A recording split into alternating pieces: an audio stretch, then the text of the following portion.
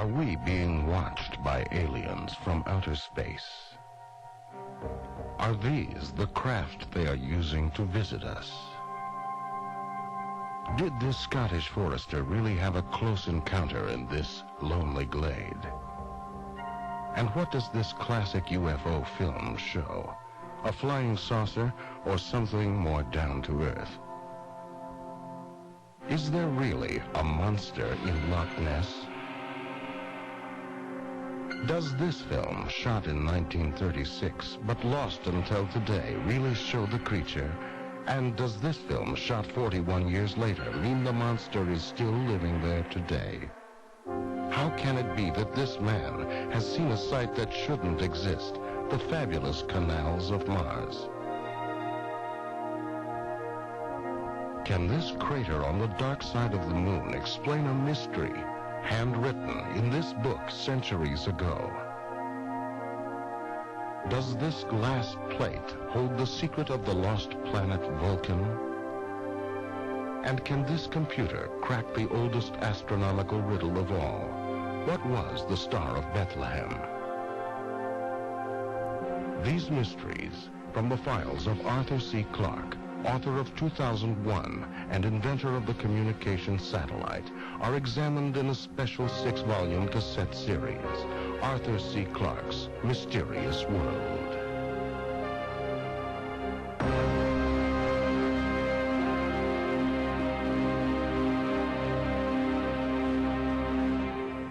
For ordering or information regarding this series, call 1-800-538-5856.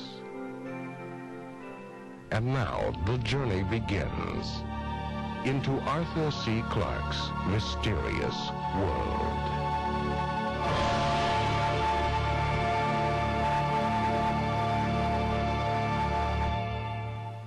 Does an ape man walk the uncharted forests of America's Northwest?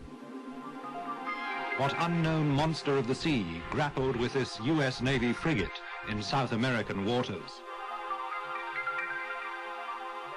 Why did people raise up this enormous circle of stones in Orkney 4,000 years ago?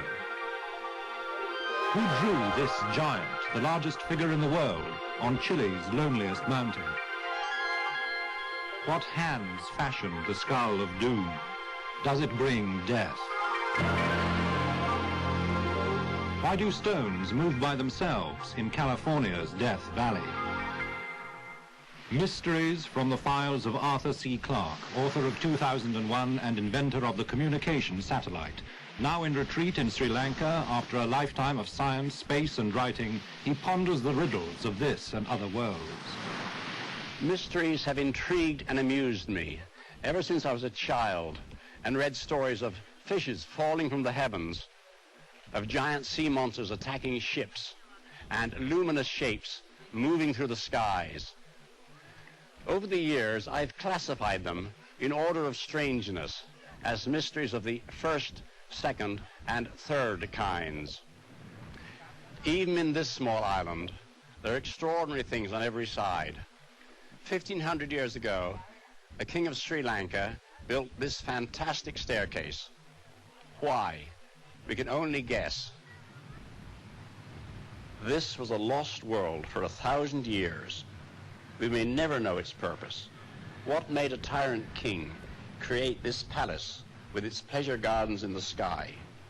For me, it's a starting point in a journey through our mysterious world.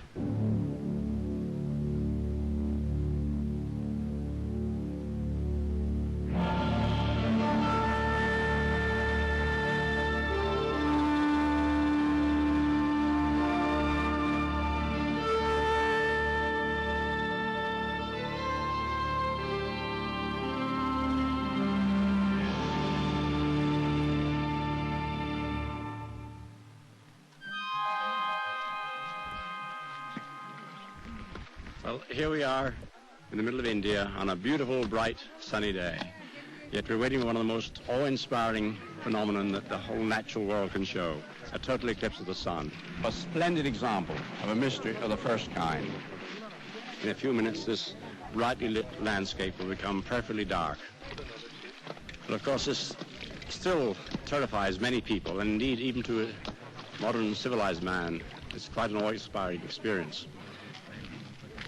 We know that the sun is 400 times bigger than the moon, but also 400 times further away. So by this very strange coincidence, the moon can almost exactly cover the sun at certain times of its orbit around the Earth, and that gives us the total eclipse.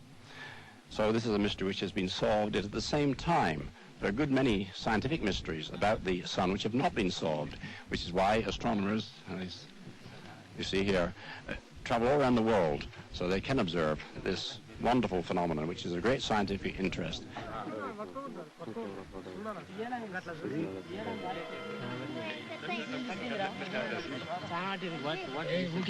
No, it's aluminium foil. Aluminium foil.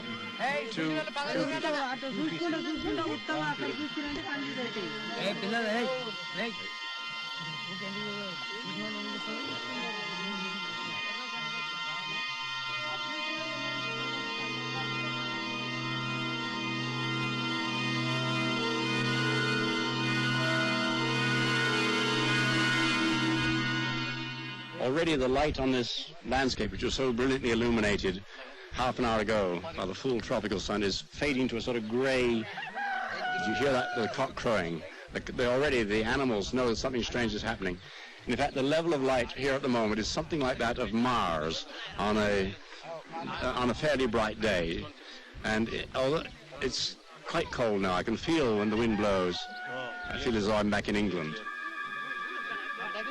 Less than a minute to go now. It's like a door closing with a great light behind it, a curved door hanging up there in space. The moon has almost completely covered the sun. The last light is beginning to go.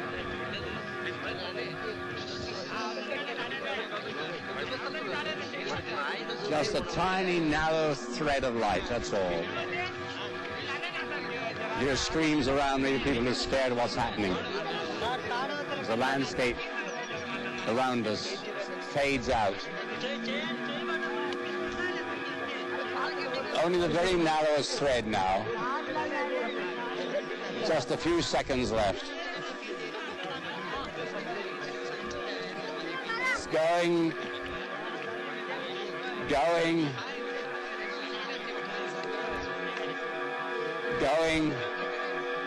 gone. Eye patches off. There is the corona, the most glorious sight, a great crown of light, the solar corona. There are streamers of light stretching out around it, and very bright bursts of flame near the edge itself. It's still quite bright. We can see the landscape around us, as though it's probably a bright moonlight night as far as the illumination is concerned, because the light from the corona is so intense. I can't see any other stars except Venus and little Mercury. Of course, the longer one looks, the more detail one sees. You can tell that there are enormous magnetic forces at play there because of the way these streamers follow lines like lines of filing around a magnet. Now you can just see the sun coming. It's all ended. A burst of light, the diamond ring, so-called, just a single spot of light as the sun shines through one of the lunar valleys. It does look like a diamond ring in the sky. And now it's all over. That wonderful eclipse is what I call a mystery of the first kind. It was a mystery to our ancestors, but not to us. We know exactly how it was caused. Yet, tragically, millions of Indians failed to see it because they were terrified and stayed indoors and so missed the spectacle of a lifetime. We can enjoy an eclipse without fear, yet not without awe. However, this series is mostly about what I call mysteries of the second kind. There we don't have the answers, though we may have many clues. The first example I'm going to give is a literally striking one. It took place on another beach in Scotland a few years ago.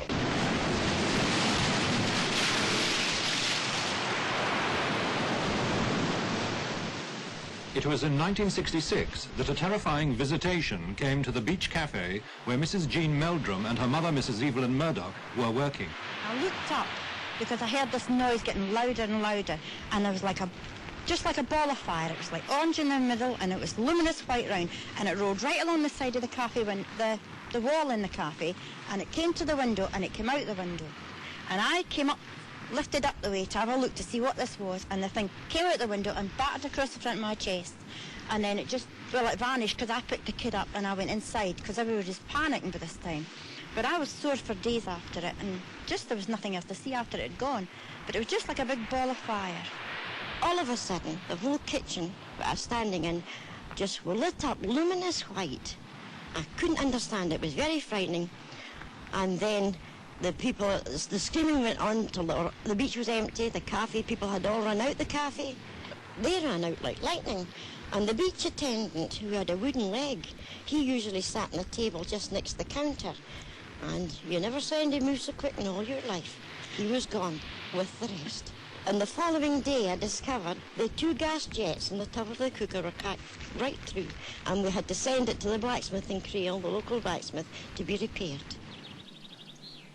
This man, Professor Roger Jennison, who's in charge of Kent University's radio telescope, collects such tales. Indeed, he's had such an experience himself on board Eastern Airlines Flight 539, coming into Washington one stormy night.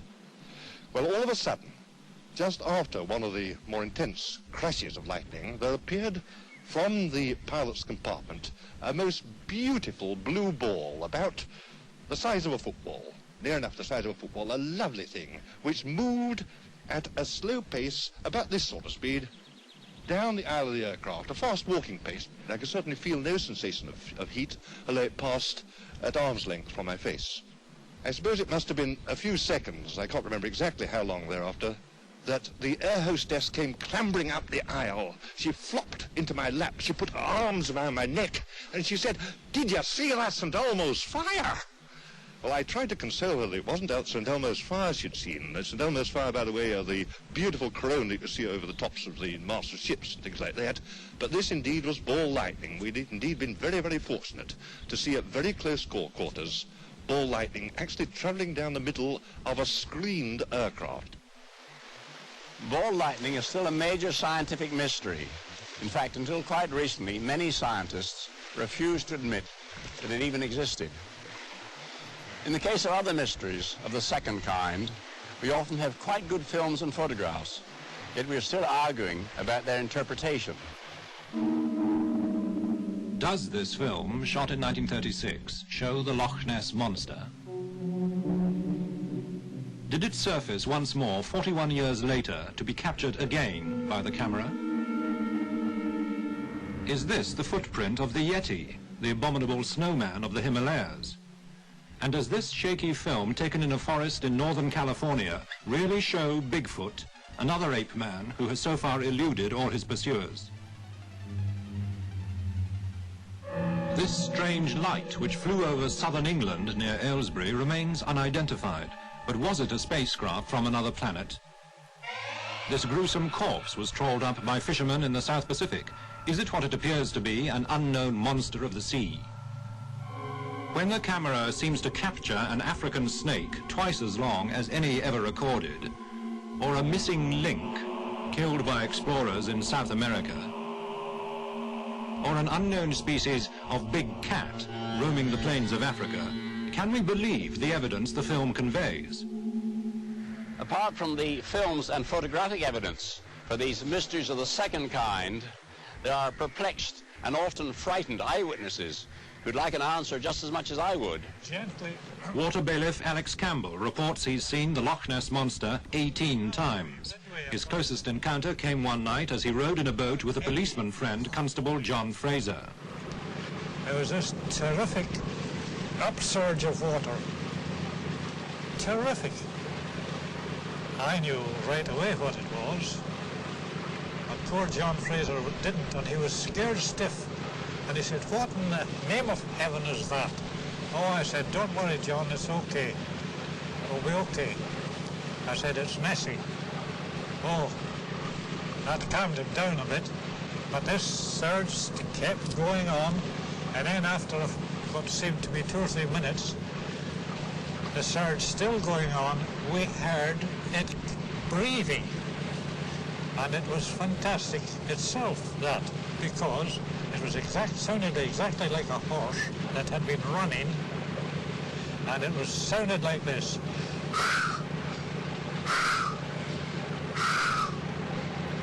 Just like that. This Belgian helicopter pilot, Colonel Remy van Leerde, was menaced by a gigantic snake. He was operating in the Congo.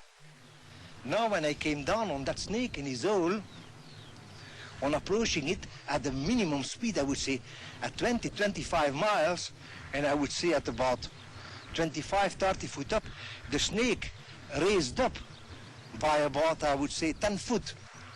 And I could very clearly, closely see the head, which was looking, and I could not make a better comparison, as with a very large horse, with big, very, very big jaws, looking triangular. And you're just standing up like that to me, and I feel and I'm convinced if I had been in its range, it would have struck at me, it would have been striking me. The Holmes family believe they came face to face with the legendary Serpent of the Sea. And we were going along, and all of a sudden we heard a disturbance in the water and saw this mound come up out of the water. Well, you've seen these motorway tractor units with very large tyres, 5 feet in diameter, that sort of situation. Well, if you can imagine one of those being released from below the water and then shooting up under its own propulsion, yes. We could see that it had 2 shallow humps. They were 3 or 4 feet long, and then it had a small head. It had a thin neck and a small head, which was dipping in the water and looking around. What it was, we'll never know. Never seen anything like it in our lives. It was like some sort of prehistoric monster that you see. It's a huge size, absolutely huge, incredible.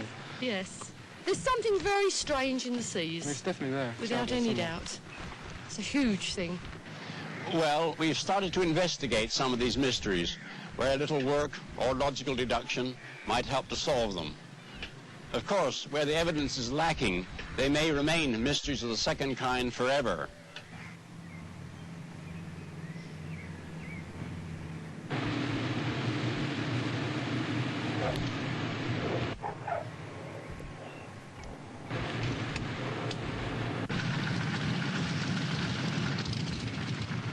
The steamy airport at Palma Sur, set deep in banana country near Costa Rica's border with Panama.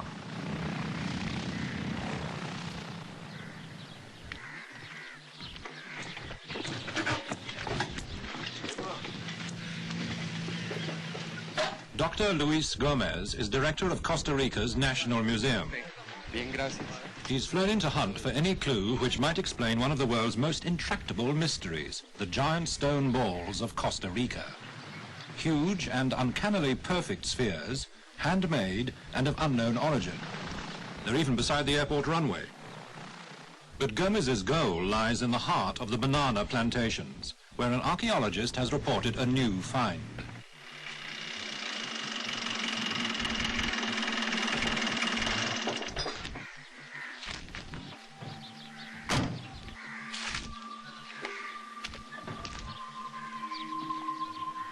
For 50 years since the giant stone balls were first brought to their attention, archaeologists have travelled here hopefully, but none has arrived at any explanation of their purpose or their date.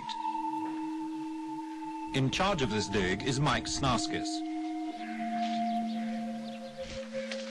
Hello, Mike. Wait. How are you? It's about time you're here. This is hard work. I imagine so in this heat. No, listen, this is something we found, not only this one, which looks to be about the size of the one that's in the Palma Airport, but also over here about 100 yards, another large one. Right here behind you is still another. I think it's been broken, but looks large as well. We probably have the arrangement that we read about years ago of balls in lines. There's absolutely nothing to tell who made the spheres or when or why. Bewildered archaeologists can merely clutch at straws.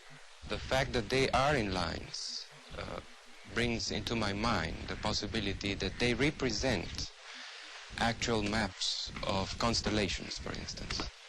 That's my favorite theory, but I don't know what... Mike? Mike, what do you think these stone balls were made for?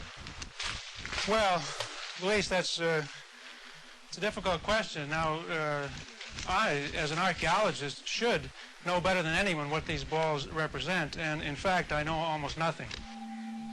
More than 1,500 giant stone balls have so far been found, the biggest 8 feet across and weighing 16 tons. The granite they are made from has been brought from mountains many miles away. They are mathematically precise and must have taken years to grind down with nothing more than stone tools and abrasives. Today they are the Costa Rican equivalent of the garden gnome. Dozens have been carried off to the capital, San Jose, to adorn important buildings. Others have been smashed by treasure hunters inspired by talk of hidden gold. But many still lie half buried in the jungle and banana groves, where an unknown people placed them in a forgotten era. In half a century of painstaking work, not one real clue has emerged to explain the giant stone balls of Costa Rica. As you can see, we know nothing about the stone spheres. They remain and will remain for many years to come a very true mystery.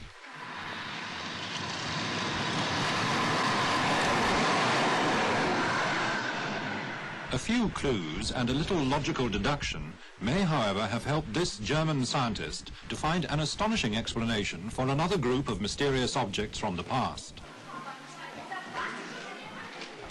Dr. Arne Egebrecht, director of the Hildesheim Museum, took us to Munich, to an exhibition of treasures from ancient Iraq.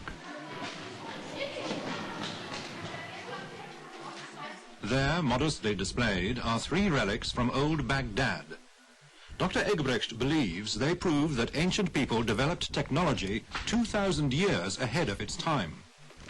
These 3 curious objects were found in 1936 during excavations in Baghdad, in Iraq, and they were found all together, one in the other. Now, here you have first of all a ceramic pot, and in this pot was put this copper cylinder, and in this copper cylinder again this iron rod was found. On top and on the bottom of this copper cylinder there was found bitumen. And if you take all these things together, this can only mean for a scientist that you have here an electric cell or a battery. The remarkable thing is that these objects are 2,200 years old. That means 2,000 years before electricity was invented in Europe, in Italy. In this experiment, part of an Iron Age fort is recreated in northern Scotland. Under test is an extraordinary claim that the ancient fort builders managed to produce almost incredible temperatures of more than 1,000 degrees centigrade and so melt stones and turn them to impregnable glass. With American Richard Brinkerhoff, we walked on the very lintels of a great stone circle to investigate his theory that Stonehenge was an observatory. And the rude man of CERN may, after many centuries, yield up his true identity. Well, I think he's a Celtic god, really. A sex symbol. We did have one girl that was been married for about 7 years and hadn't managed to have a child, so we told her to go and sit on the giant. Apparently you're supposed to sit up there with your knickers off. I don't know whether she did that or not. But the next spring she was pregnant. I look at him every day. I think he is a sex symbol because he does wonders for me. The secret of who he is may lie in the soil, beneath the turf from which the giant is cut.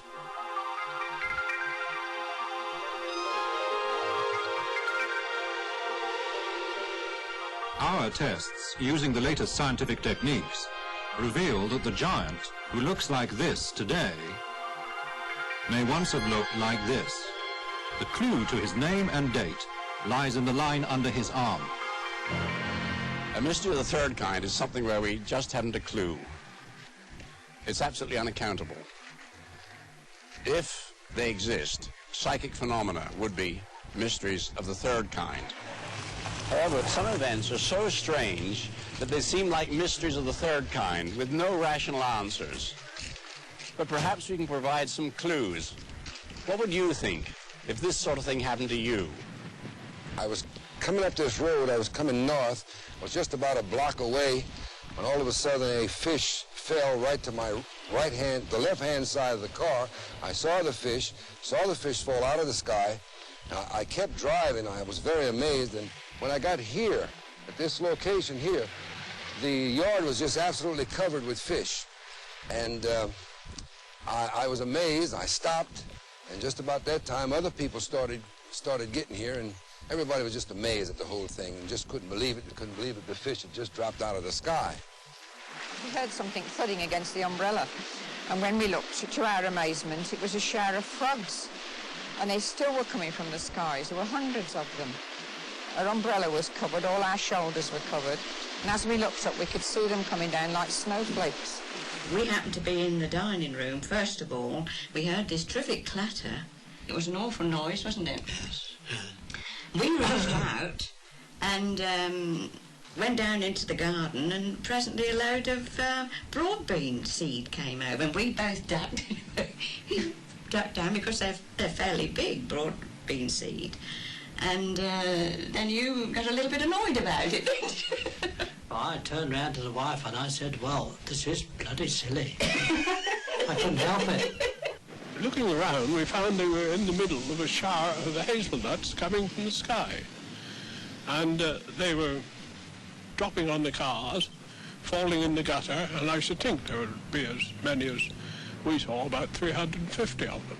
It was very clear, and the sky was blue, and there was one small cloud there, but there was no aeroplanes or anything like that about for them to come down from there. How they came and where they came from, I have no idea, but I have thought that it might be a vortex that sucked them up, but I don't know where you suck up hazelnuts in March. Our universe is such a strange and wonderful place that reality will always outrun the wildest imagination.